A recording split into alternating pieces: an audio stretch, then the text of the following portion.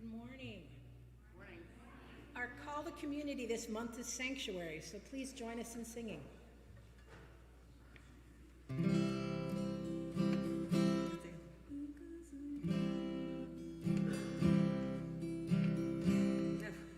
What's the beat? You rock. Where we are a sanctuary, each made holy and loved right through.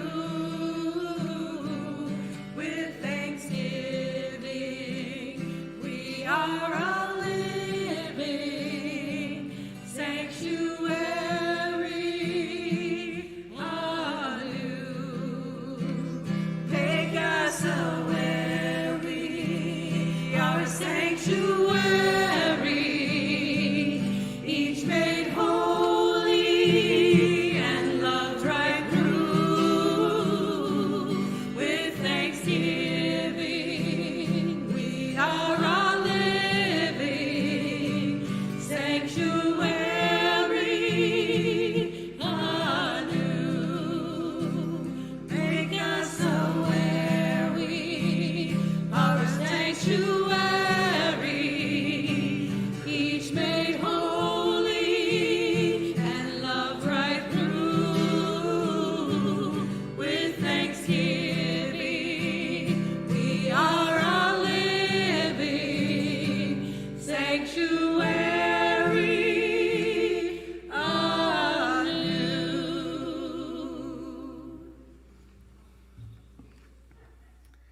Good spring morning. We will have spring temperatures in here today.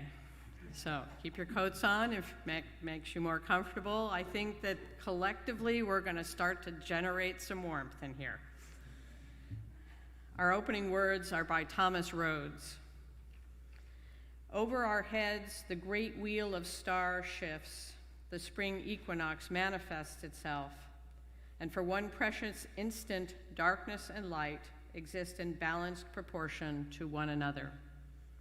Within our minds, the great web of neurons shifts. New consciousness arises. And for one precious instant, experience and meaning exist together as revelation and epiphany. Within our hearts, the great rhythm of our lives shifts. A new way of being reveals itself.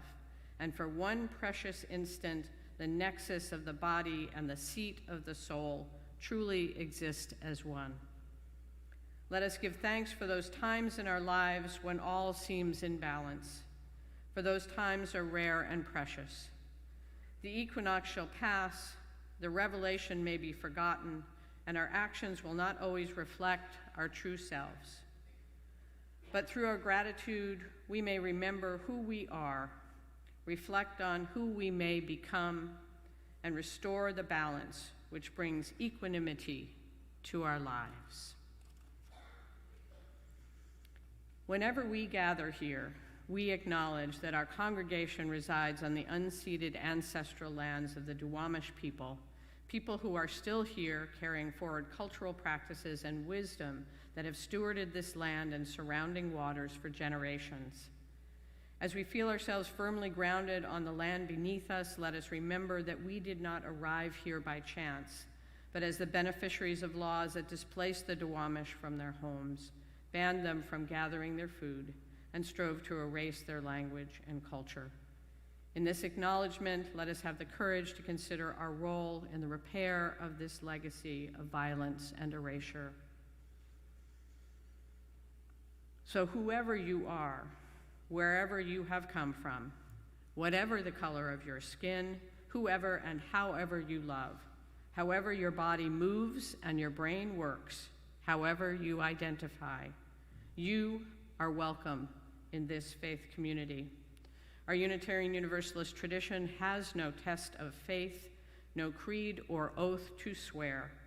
We have instead the promises we make to one another, commitments we make to healing a hurting world, here, within, and beyond our walls. And now, let us take a moment to light our chalice. Our chalice lighter today is Mike West. The chalice is the symbol of our Unitarian Universalist heritage. May its heat energize us for the work that is ours to do. May its light make our vision clear and bright. May its warmth comfort us always.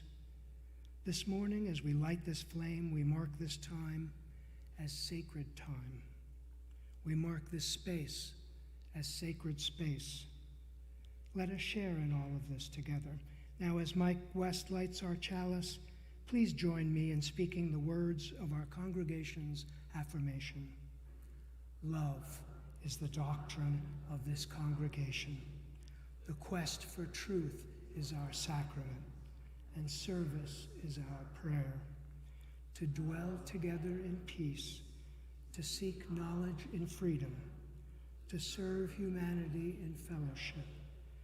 Thus do we covenant with one another.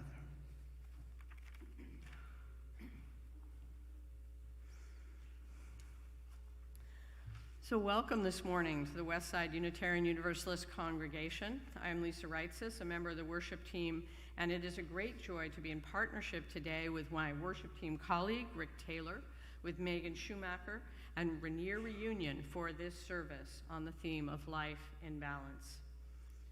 If you're here with us for the first time or the first time in a while, welcome. We're so glad you're here to share in this time, to make space in your life, to attend to your heart and your spirit, to come together in community. Please visit our website, which you can do by scanning the QR code on the card in the pews, where you can fill out a welcome form so we can get to know you better and send you our weekly electronic newsletter, the Westside Week. It is really good to see familiar and new faces today. So let's now take a few moments to greet the neighbors around us. Hope you get to meet somebody new.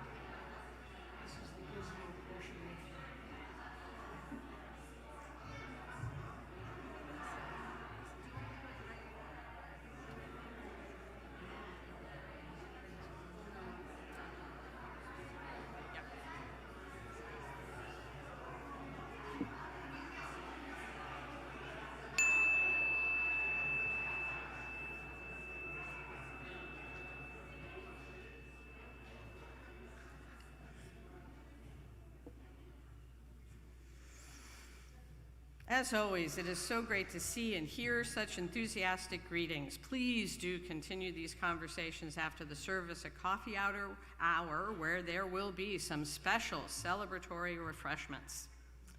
Each week, congregants who agree to light our chalice are given a chance to respond to a question.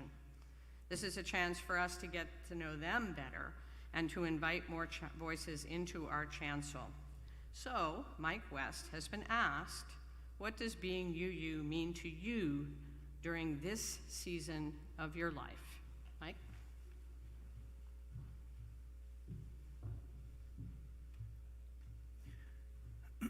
Good morning, Westside. Morning. You enjoying spring so far? I think this is a peekaboo spring, maybe. Although where I grew up, it was, by now we're wearing our heavy-duty shorts and t-shirts before it got really hot. Anyway, what does it mean to be you in this season of my life?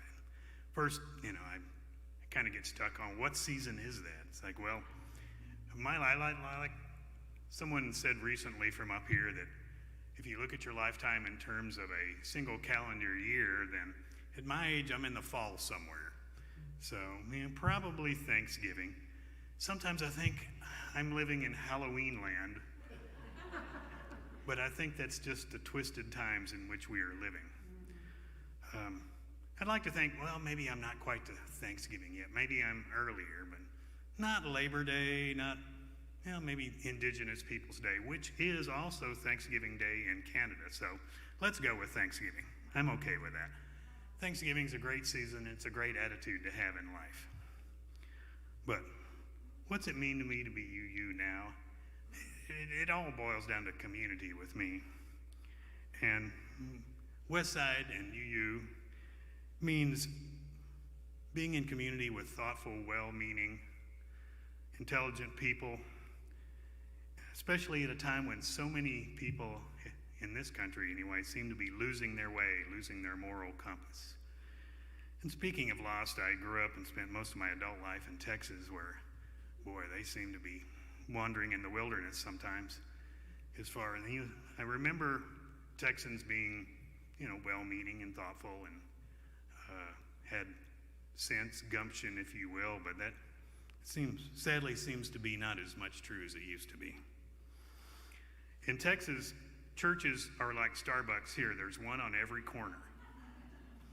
And they're both places where you can find community. And there's lots of places where you can find community. And it all boils down to community with me, but it's not just any community. I think it's important to be in a community where people genuinely believe in truth and justice and democracy, where they believe in the worth and dignity and acceptance of everyone, where they believe in compassion for all people, all creatures, all life, nature, and our entire web of existence. So everything in balance. So it's good to be with UU. Thank you.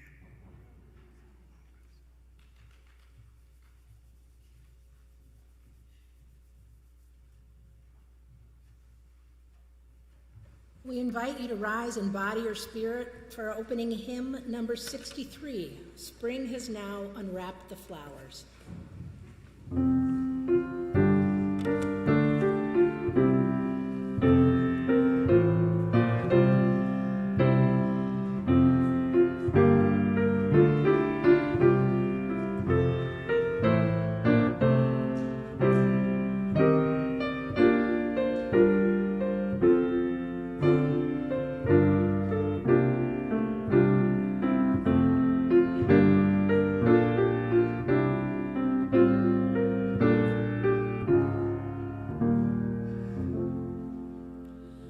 Spring has now unwrapped the flowers, day is fast reviving, life in all her growing powers, toward the light is striving, from the iron touch of cold, winter time and frost time, seedlings working through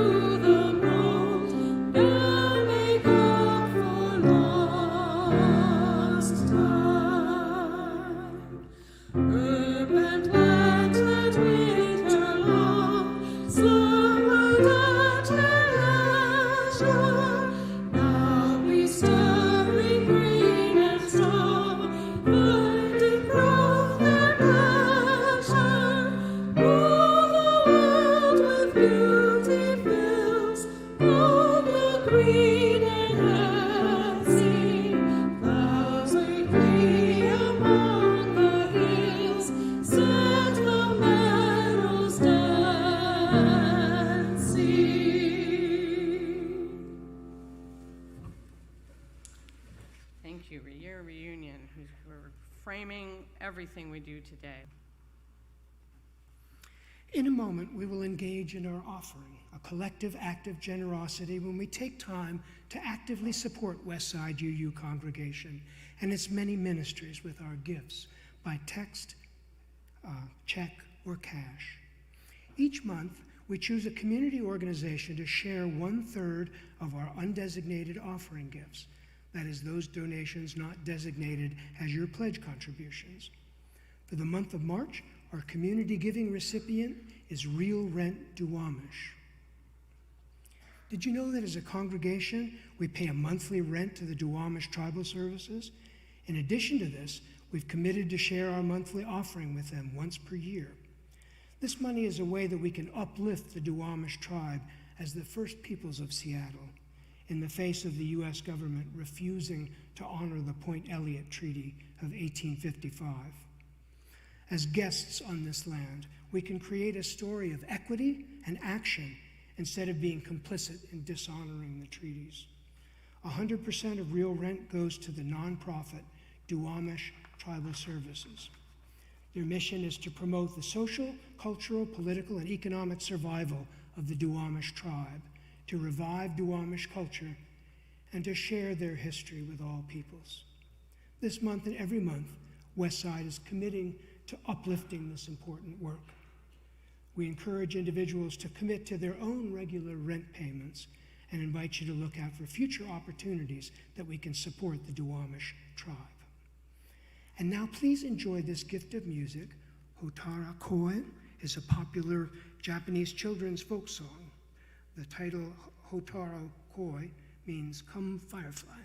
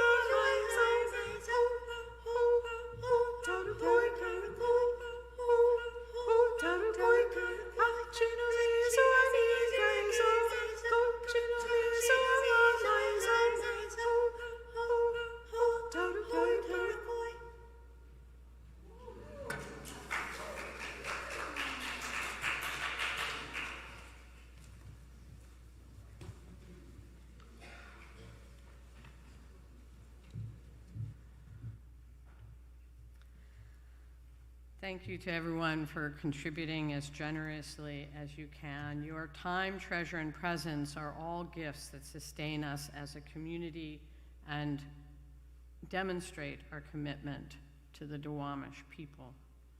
And I'd like to invite Megan Schumacher to come up to share a reflection.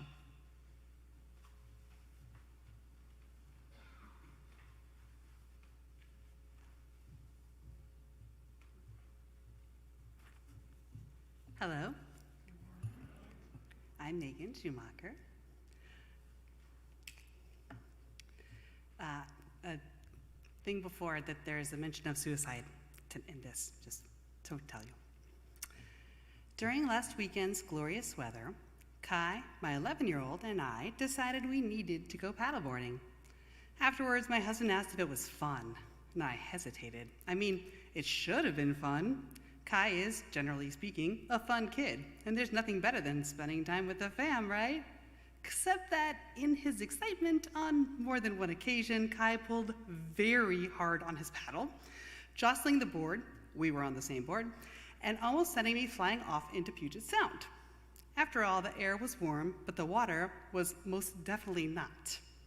I was quite literally struggling to find my balance, both on the board, but also in my mind. My image of what should have been and my image of what was were not aligned. Kai kept begging to swim in the frigid water. I was trying desperately to stay out of it. In my everyday life, I also struggle to find this balance. Being a full-time working mom of 2 has me going until at least 9 o'clock every night, and often later. I spend at least a day and a half every weekend simply doing chores, laundry, shopping, dog walking, general housework. While I believe strongly in being a working woman, I also secretly yearn to have days on end to spend however I wish, although the reality would be that I would still only have a few hours of free time each day because being a mom is a full-time job too, and it's a job that I love more than anything. I also have a sneaking suspicion that I would end up filling that time as I do every summer and still struggle to find balance. Instead, I find myself trying to find balance in moments. I aim to seek out tiny joys and celebrate them. In a book I'm reading, The Happy Couple by Naoise Dolan, one character, Phoebe, was struggling with depression and suicidal ideation. She asked her friend if he had ever had such thoughts, and he had. He had decided that the answer was to train himself to notice things. Archie states, "Whenever something felt nice, or even if it felt okay, I took the effort to pause. I thought, is this specific moment better than nothing? And usually it was." I look for these moments as I go through my day. A student being nice to someone else, the beautiful light in my classroom, my children growing up and making me proud a little more each day, the sunshine on a sunny day, being able to cozy up with the kids and dogs and sweats and a fire on a miserable day, music, all the terrible and wonderful dance videos that fill my TikTok feed, the 1,000 tiny joys I get from being part of this community. Finding tiny joys can still be an extraordinary challenge, however. Just this past week, in addition to juggling my usual life, I was also dealing with the many other little things that fill it up. Madison Middle School had a literacy night on Thursday, and I had carefully planned my day so that I could pick up Kai from violin, fetch a few things at the store before walking the dog so that I could throw together a quick dinner before heading to the school. Almost done with my walk, my watch informed me that literacy night was actually at 6:30, not 7. It was 6 o'clock in that moment. Yikes! Change of plans, race to the car, grab taco truck burritos on the fly. Sorry, Carl and Kai, there's a frozen pizza if you want it. Literacy night, wow. Except that we left so quick, Evan didn't have his phone or computer. Phew, that was great. Finally home. Oh wait, the dog threw up again? Blood? Okay, I guess we'll call the 24-hour vet in Ballard and go there. Oh, she's fine. To the tune of $1,600. And that was just Thursday. Did I find beauty and joy that day? Probably. Oh wait, yes. My kid didn't have his computer for his presentation, so instead, he expounded about the importance of punctuation from deep within his soul. It was so beautiful, I literally almost cried. Tiny moments. On a mountain bike ride on Tuesday, the leader pointed towards the path she wanted us to take. Her wise words, "This climb is the most ascent with the least pedaling." Finding balance for me is that, getting the most out of life, get the views and the altitude, but make it easy on yourself if you can. Even if I can't always find balance in each day, I can still have balance in my life. It might not be fun, but it's still so, so beautiful. Even when I wasn't having fun paddleboarding last weekend, I was noticing. Kai found a bright purple starfish in the water. I was with one of my favorite people on the planet. A sea lion kept popping his head out of the water to check us out. The clouds were delightfully puffy, and the sunshine was indeed glorious. Thank you.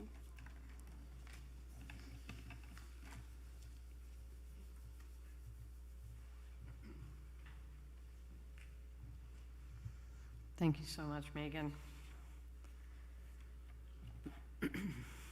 During each of our services, when we gather on Sunday, we make collective space for holding the joys and sorrows of this community. As a reminder, if you would like for a joy or sorrow to be shared from the pulpit or with our minister, you can find a form to submit that information in our newsletter. 2 joys have been submitted to be spoken today. Carrie Lucinian shares the profound loss that her dear mother, Molly Lucinian, a gifted elementary school science teacher with the nickname Mother Nature, passed away on March 4th. Please keep her 3 daughters, Jean, Carrie, and Anne, son-in-law and in love, Darren, and 3 grandchildren, Marina, Forrest, and Morgan, and cat Ginger, in your hearts during this very difficult time.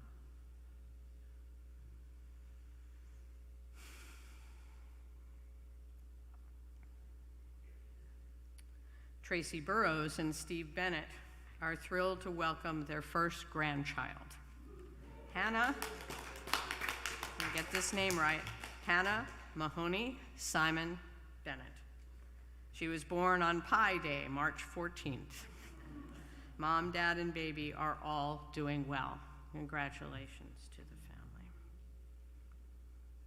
We know that among us, even in this room, there is so much happening, so much that is weighing on our hearts, so much eager for celebration, so much care we want to extend to each other, even when we just don't even know for sure what's going on with the people adjacent to us. I'm going to let Elon make his way out of the sanctuary.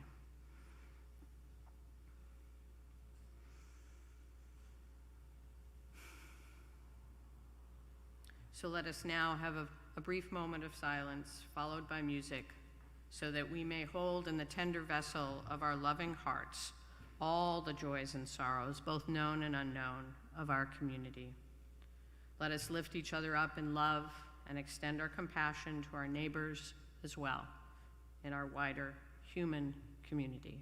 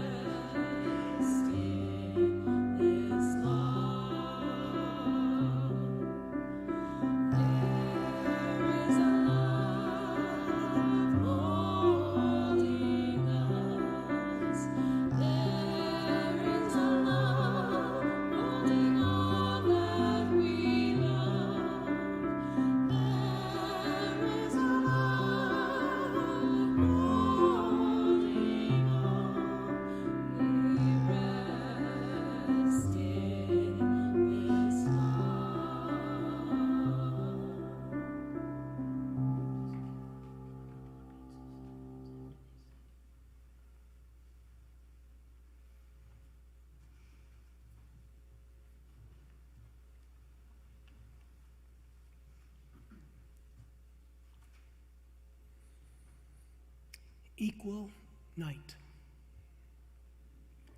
Life is a mythos of becoming, a simultaneous living of a life, a progression towards knowledge or goodness or peace or sanity, or simply enduring, and making a partial record of it through memories and the stories we tell ourselves and others.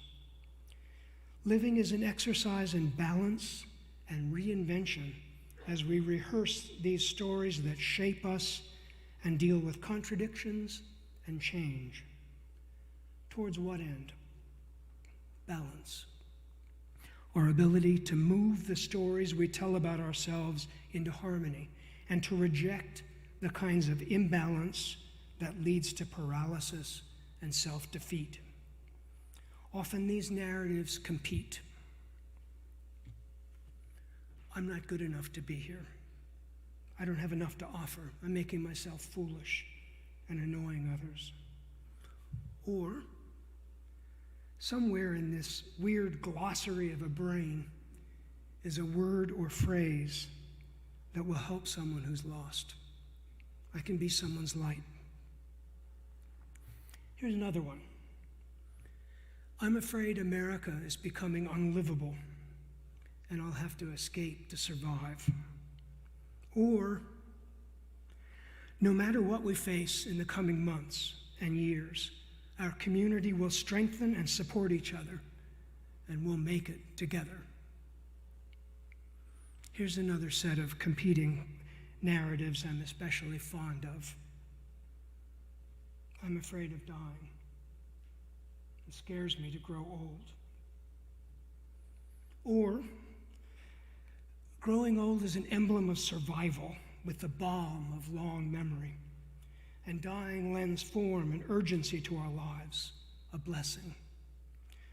The challenge is to reconcile these conflicting stories. I could easily give you a dozen more from my bag of tricks.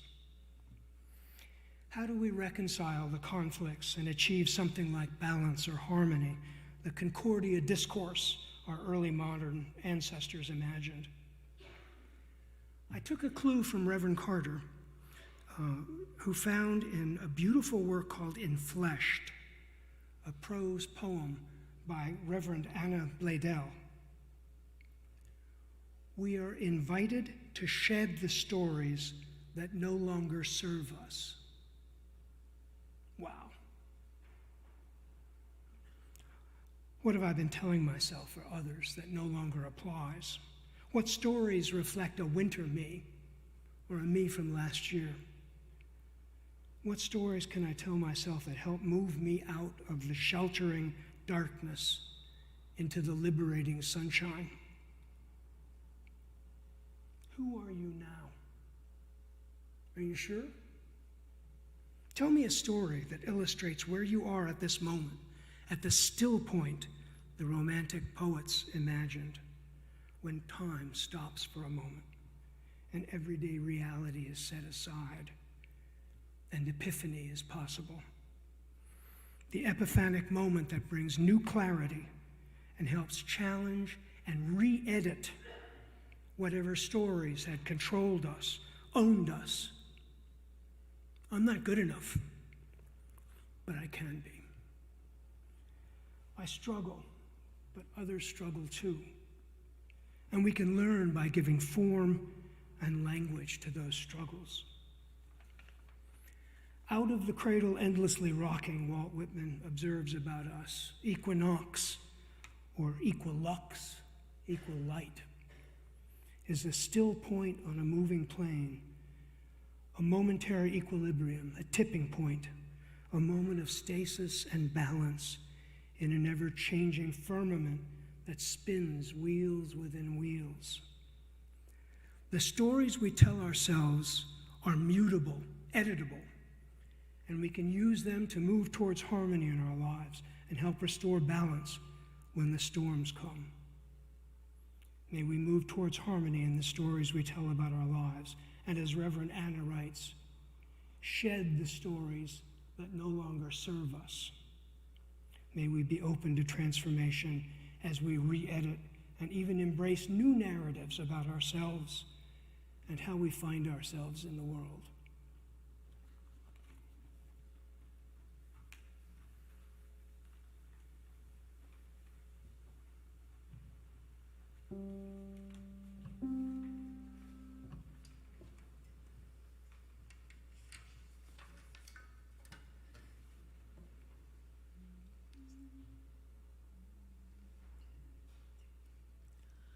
Drinking in the green, reveling in tall trees, breathing in the mountain air, river music everywhere. Drinking in the green, reveling in tall trees, breathing in the mountain air, river music everywhere.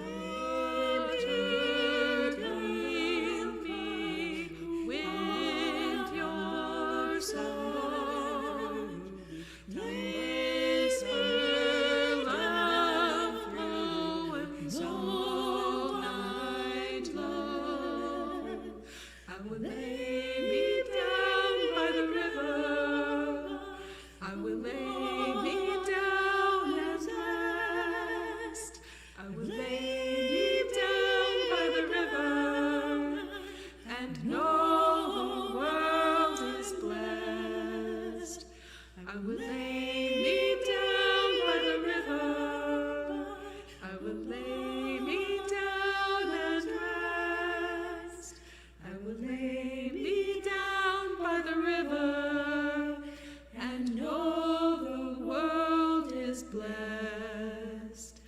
I know the world is blessed.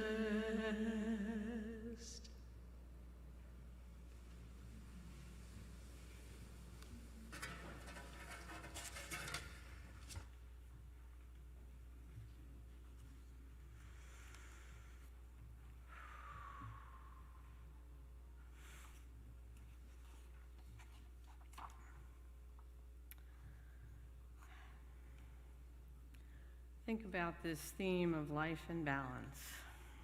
This quote by Tina Hallis seemed especially meaningful to me right now. She writes, "Balance is not something we can find. That's because we use words as if this balance were a noun, when in reality, it's an action verb. We cannot find balance because it's a continual action with ongoing adjustments, just like the tightrope walker who constantly moves their pole to keep from falling." So this week we passed the vernal equinox. It was on the 19th this year. That magic moment of cosmic equilibrium between winter and spring, between the periods of lightness and dark, but especially in this extravagantly blooming region with its gloriously varied weather, we know full well that this seasonal tipping point is not a static, defined threshold, but rather a door opening to a time of toggling back and forth between the sense of going forward and pausing, but never staying still. Balance, whether physical or emotional, is not a station on a train line. Next stop, balance, you've arrived. But as Hallis puts it, a continual action with ongoing adjustments. So like the tightrope walker or Megan on her paddleboard, responding to the external force of gravity and a teenager, or almost teenager, or any of us seeking a calm center while holding several things in play at the same time. So I'd like to invite us to share together some meditation space. And to do that, I'd like to share a piece of music that for me prompts that feeling of constant movement, seeking a center, what I think of as dynamic balance.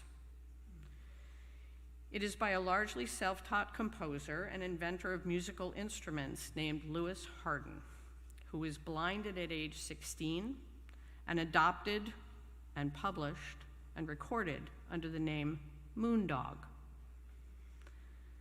Synchrony No. 2 was written in 1994 when Hardin was 78, and it's featured on an album I highly recommend by the Kronos Quartet called Early Music. So let's, if you will, join me in a meditative time of listening to this profound rhythmic work. Whenever I hear it, I always experience the sensation of passing a ball between my hands in time to the drum beat and the layered sounds of the strings. As I do that, I'm aware that there is a centered place in the middle of my body, around which the music flows and is shaped by the imaginary movement of my hands. But when I listened most recently, I was really conscious that even while seated, the rest of my body was subtly adjusting to the weight of the ball, adding yet a new dimension to this sensation of dynamic balance. So be comfortable where you sit, close your eyes if you wish, and let's breathe together to the rhythms of Synchrony No. 2.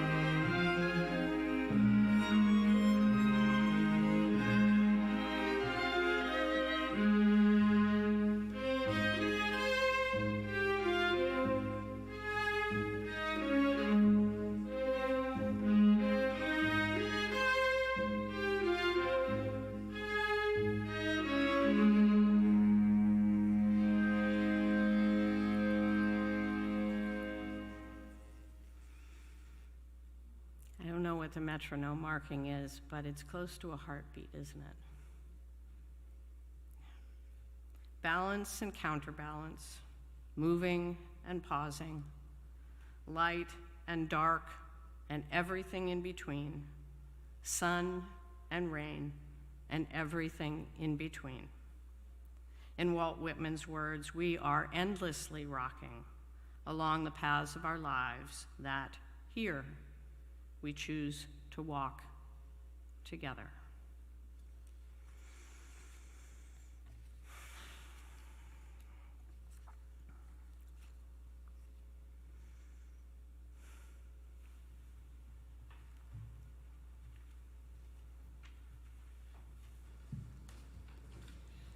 We invite you to rise in body or spirit for our sending hymn number 61, Lo, the Earth Awakes Again.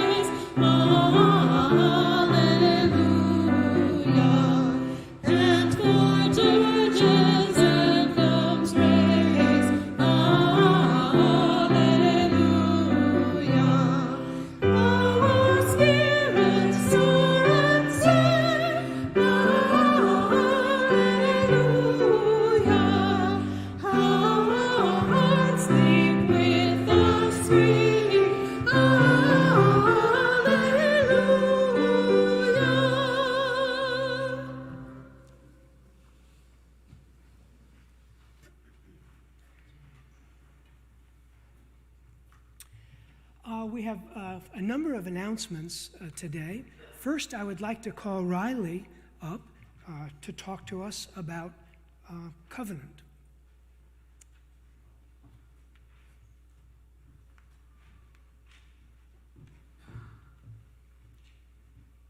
Hello, everybody. I have a very quick announcement. Our congregation's in the middle of a covenanting process, which means we're deciding how we want to be together, and we're in the middle of gathering personal wisdom, desires, and stories from all of us, each of us, that will guide us in creating this covenant together. Each and every one of us is warmly encouraged to be involved in whatever ways work for us.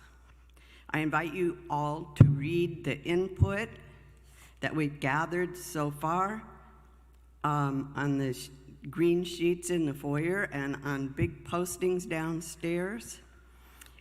And there will be a number of ways to participate.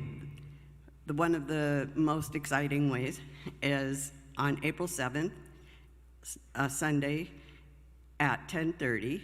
We will meet downstairs. Everyone welcome to share ideas for how we might live the covenant, live our covenantal values in practice. What do we do when despite our best intentions, our goals to stay connected and accountable fall short? What creates safe spaces and what creates brave spaces? Reverend Carter will be with us. She knows an awful lot about covenanting, so we're very lucky to have her join us on April 7th. There will be another Covenant Cafe with a different topic the first Sunday in May, or if you'd like to talk one-on-one with someone from the core team that is shepherding this process, see me today during coffee hour. I'll be delighted to have your input in whatever way works for you, and I speak for the whole core team when I say that. Thank you. Thank you, Riley. I have a couple more announcements. Before that, I want to make sure to thank Rainier Reunion for their sublime music.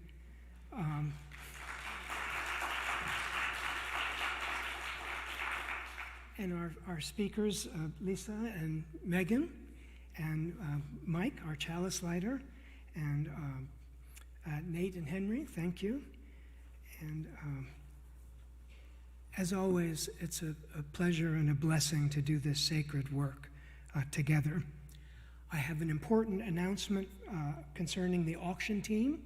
The auction team is downstairs today during social hour. Please swing by and chat with either Mike, Laura, Leah, or Lisa about your donation and get a preview of our many exciting upcoming events, services, and items already donated by folks like you. Donations for our Dreaming Big online auction are closing in about a week, so please see one of the auction team members today if you have a donation which has not been listed or you'd like to discuss. For those at home today, see the Friday Westside Week for the auction donations link, or contact us at auction2024@wsuu.org. And now I would like Jill to address us.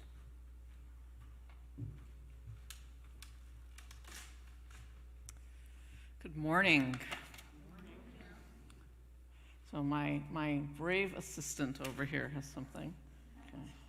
Okay. Hold on. No, not yet. Not yet. But if you can come over here. She's still working on her Vanna White skills. Okay, so first, second, and really third, thank you. I'm here representing the stewardship team, and I am here to celebrate progress. Our pledge drive is nearing its end, and we have made significant progress towards our goal. Most of you probably saw in the West Side Week, we had a thermometer that showed that we had received pledge commitments for $140,000. And today we have even more.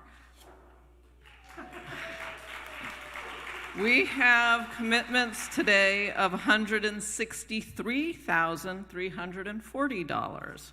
So thank you. So you can see we still have a little ways to go, about 30% more to reach our goal, but we are on our way. Thank you. No, you can move. It will be downstairs for everyone to look at the thermometer. In creating the pledge drive this year, the stewardship team sought to create opportunities for members to connect with each other, to celebrate the energy and changes that are happening at Westside, and to clearly articulate what our pledges support. But I'm thinking we might have forgotten one thing, to explain why we have a deadline and why we need to receive your pledge commitments now. Simply put, to draft our budget for next year, the finance team needs to know how much money will be coming in pledges. Pledges make up 60% of Westside's income, so they are critical to our planning process. To draft our budget and get it to the board in April, the Finance Committee needs to know how much to expect in pledge income. They need to know it by April, which is, in a couple of days at this point. It's about 10 days from now. Right now, 50% of the members of the congregation have submitted their pledges, and I know the rest of you will come through and renew your pledge, but I urge you to do it now and not wait, but at the very least, do it before the end of the month. Together, I am confident that we can reach our goal of increasing pledge income by $21,000 this year. It will happen if we all renew our pledges and those of us who can increase our pledge. Watching this thermometer rise over the past 2 weeks, I know that we are on our way and that we will be successful. So, to celebrate our progress, and to thank all of you for everything we are creating together, the stewardship team has provided for cake at social hour. This is our thank you to you and all of you in this amazing community for creating and sustaining this congregation together. I will be downstairs at the stewardship table if you have any questions, or you need your form, or you need the QR code, or really you need anything to get that pledge in. I will be there. So thank you again, and enjoy the cake. It's carrot cake.